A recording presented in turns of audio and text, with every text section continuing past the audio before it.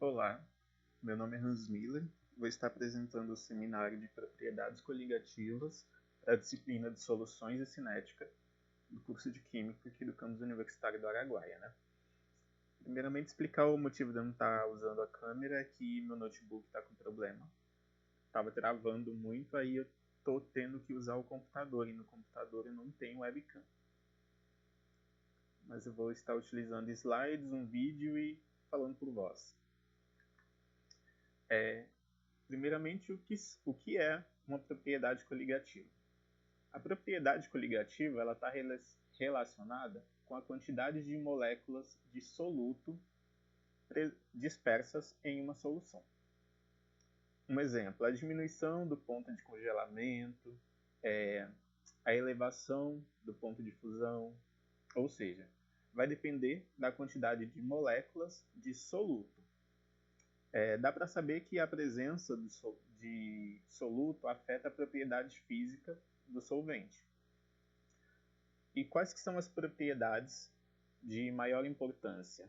São a tonoscopia, a ebolioscopia, a crioscopia, a osmometria e a solubilidade. No entanto, a solubilidade ela não é especificamente considerada uma propriedade coligativa, porque a solubilidade ela varia conforme o soluto. Mas antes de entrar diretamente nesse assunto, está explicando o que é a pressão de vapor. Pressão de vapor é a pressão exercida, pelos vapores de um líquido sobre a fase líquida a uma certa temperatura. E a pressão máxima de vapor. A pressão máxima é a pressão exercida pelo vapor quando está em equilíbrio dinâmico com o líquido correspondente. Isso tem alguma influência de temperatura e pressão? Sim. Aumentando a temperatura, qualquer líquido vai evaporar mais intensamente, acarretando uma maior pressão. Um exemplo aqui nesse gráfico. Esse gráfico ele mostra que a temperatura aqui no eixo X afeta a pressão aqui no eixo Y. A influência da temperatura sobre a pressão de vapor da água. Os líquidos mais voláteis, você consegue sentir o cheiro dele mais fácil. Por quê? Porque eles evaporam mais intensamente. Se você abrir um éter e um álcool, o cheiro que você vai sentir mais rápido é o do éter. Por quê? Olha aqui, a influência da temperatura e pressão. O tanto que o éter ele evapora mais rápido do que o álcool. E o tanto que o éter evapora mais rápido que a água. A mesma coisa, acetona evapora mais rápido que o álcool, que evapora mais rápido que a água. Entrando agora aqui na tonoscopia, o que é a tonoscopia? A tonoscopia, ela estuda o abaixamento da pressão de vapor de um líquido. Essa propriedade, ela estuda a diminuição ou o abaixamento dessa pressão máxima de vapor do solvente, quando se adiciona um líquido não volátil. Os solventes não voláteis, eles reduzem a habilidade das moléculas da superfície do solvente ali, de escapar do líquido. Consequentemente, a pressão de vapor ela acaba sendo reduzida nesse processo. E a quantidade da redução da pressão e do vapor depende da quantidade de soluto. Uma solução ideal é aquela que obedece à lei de Raoult. Mas, se ela não obedecer essa lei, ela falha. E quando que ela falha? Quando as forças intermoleculares solvente-solvente, soluto-soluto são maiores que as forças intermoleculares de soluto-solvente. Dá para calcular essa propriedade, a tonoscopia? Sim. Aqui nós temos a fórmula ΔP, onde ΔP é a variação da pressão máxima sobre P0. P0 é a pressão máxima, é igual a K, que é a constante, vezes B, que é a molaridade. E o que seria a ebullioscopia? A ebullioscopia é o estudo do aumento da temperatura de ebulição. O que seria isso? É um fenômeno, que contribui para o aumento da variação de temperatura de um líquido durante um processo de ebulição. Por que isso ocorre? Isso ocorre por quê? Por meio da dissolução de um soluto não volátil quando é acrescentado em um solvente. Um exemplo, quando acrescentamos açúcar na água, que está prestes a entrar em ebulição, a temperatura de ebulição do líquido vai aumentar. Olha o exemplo aqui na figura de número 4, um demonstrativo. A água pura, ela evapora a 100 graus Celsius. Quando adiciona um soluto e coloca em aquecimento, ela vai evaporar acima de 100 graus Celsius. Agora falando sobre o cálculo disso, o cálculo da ebullioscopia. Temos as seguintes fórmulas. ΔT, que é a variação de temperatura, é igual a T, que é a temperatura de ebulição, menos T0, que é a temperatura de ebulição do solvente. Ou ΔT, que é a variação de temperatura, que é igual a constante, vezes a molaridade. E a crioscopia? A crioscopia, ela é o estudo do abaixamento da temperatura de congelamento. O que seria isso? É um processo em que ocorre a diminuição da temperatura do congelamento de uma solução. Isso porque, quando se dissolve um soluto não volátil em um líquido, a temperatura de congelamento desse líquido ela vai diminuir. Há um exemplo aqui na figura 5. O equilíbrio nesse cálculo de abaixamento aqui de crioscópico entre o componente A do sólido puro e o componente A na solução, nesse caso aqui,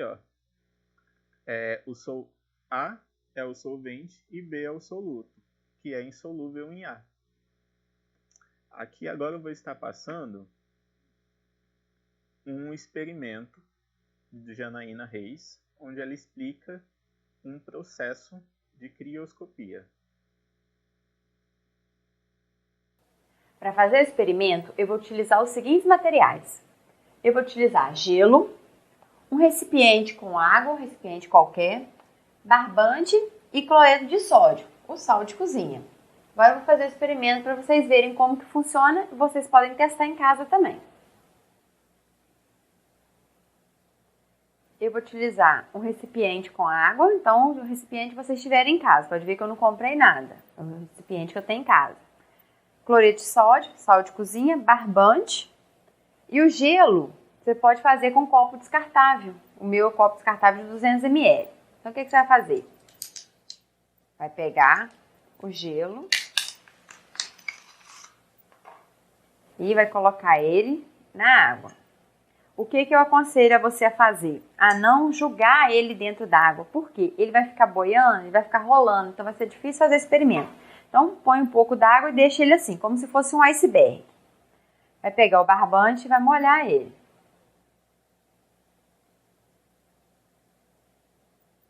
Vai molhar o barbante. Vai colocar o barbante em cima do gelo, segurar aqui e salpicar um pouquinho de sal. Pode ser uns 5 centímetros, isso aí vai depender de cada um, tá? Aí você coloca um pouco de sal.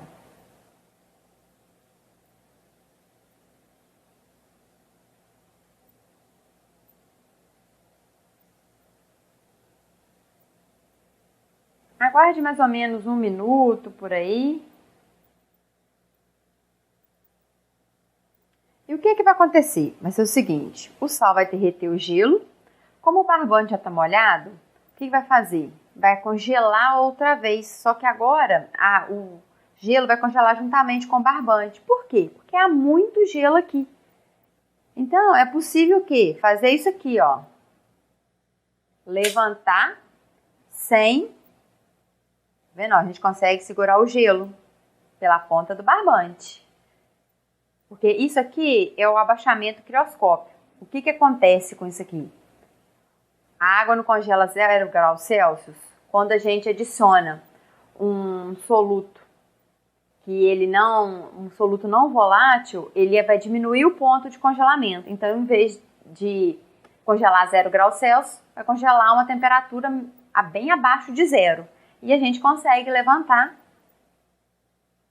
o gelo com o barbante, ok? Bom, vocês podem testar isso em casa, porque é fácil, eu não fiz nada diferente, não coloquei nada no barbante, coloquei nada na água, nada no gelo. É água sólida, água líquida, barbante e sal de cozinha. Simplesmente, testem em casa para vocês verem como que é legal o experimento. O que dá para notar aqui do experimento explicado pela Janaína? O sal que ele foi espalhado ali, ele provocou o quê? Ele provocou a diminuição da temperatura de congelamento da água, evitando assim que se formasse gelo, né? Um outro exemplo, em locais muito frios, em locais de extremo frio, nos automóveis são utilizados alguns aditivos anticongelantes nos radiadores dos automóveis. Por quê? No carro é comum adicionar esses anticongelantes nos radiadores, se eu não me engano é o etileno glicol. O que essa substância faz? Essa substância, em solução com a água, ela diminui a temperatura de congelamento da água, que seria de 0 grau, para menos 37. Esse processo ele evita o congelamento da água, auxiliando assim a vida útil desse automóvel, né? Um outro exemplo, em locais muito frios, nas ruas são espalhados sal. O que esse sal faz quando o inverno lá é muito rigoroso? São adicionados sal nas estradas para provocar a diminuição da temperatura do congelamento da água, evitando o quê? Evitando que forme gelo. Essa propriedade também ela consegue, um outro exemplo, consegue explicar também por que grande parte do mar ela não congela a 0 graus Celsius. Por quê? Porque no mar tem uma imensa quantidade de sal dissolvido. E isso faz com que o ponto de congelamento diminua. E é possível calcular? Também. Aqui temos a seguinte equação. ΔT, que é a variação de temperatura de solidificação, né? É igual a T0, a temperatura de solidificação do solvente, menos T, que é a temperatura de solidificação da solução. E temos também outra equação. ΔT é igual a constante vezes a molaridade. Falando agora sobre solubilidade, né? Como eu disse anteriormente, ela não é considerada estritamente uma propriedade coligativa. Por quê? Porque a solubilidade ela varia conforme o soluto. Quando o soluto sólido fica em contato com o solvente, ocorre a dissolução até que essa solução esteja saturada. Essa saturação, né, é um estado de equilíbrio soluto-solvente, com o soluto não dissolvido em equilíbrio com o soluto dissolvido. O potencial químico do soluto sólido puro é igual ao potencial químico do soluto B em solução. Agora sobre a osmose. A osmose, o que seria essa osmose? Você já deve ter estudado ela em biologia, lá no ensino médio. A osmose é um fenômeno espontâneo em que a passagem do solvente do meio mais diluído para o meio mais concentrado, né? Ela é uma propriedade coligativa que está relacionada com a pressão osmótica das soluções. Esse é um processo físico-químico que envolve a passagem de água de um meio menos concentrado, chamado hipotônico, para o outro mais concentrado, chamado hipertônico. Isso ocorre através de uma membrana semipermeável. Essa membrana que permite a passagem de água, né? Essa membrana também ela permite a passagem de alguns outros componentes de uma solução. Exemplo, o celofane, as membranas celulares. A osmose ela é o movimento de um solvente a partir de uma concentração baixa de soluto, né, para uma concentração alta de soluto. Existe esse movimento, né, em ambos os sentidos, através dessa membrana. À medida que o solvente ele se move através dessa membrana, os níveis de fluidos se tornam mais irregulares, né? Essa pressão ela é muito importante porque ela explica vários fenômenos, como o fato das verduras elas não murcharem quando são temperadas com sal. O sal ele retira a água das células dessas verduras. Tem um outro exemplo, frutas secas como a ameixa. Quando são colocadas na água, elas incham. Também ajuda na conservação de alimentos, como por exemplo aquela carne de sol, onde coloca sal e deixa lá no sol. O sal, ele retira a água dessa carne, fazendo com que a carne fique mais conservada. E frutas que são cozidas com calda muito doce também, por isso que quando a avó faz doce e utiliza o açúcar, né, aumenta o prazo de conservação desse alimento. Também é possível calcular a pressão osmótica com PO, que é a pressão osmótica, é igual a M, que é a molaridade, vezes R, que é a constante dos gases, vezes T. Essas foram as referências utilizadas, assim como as referências citadas nas imagens e no vídeo.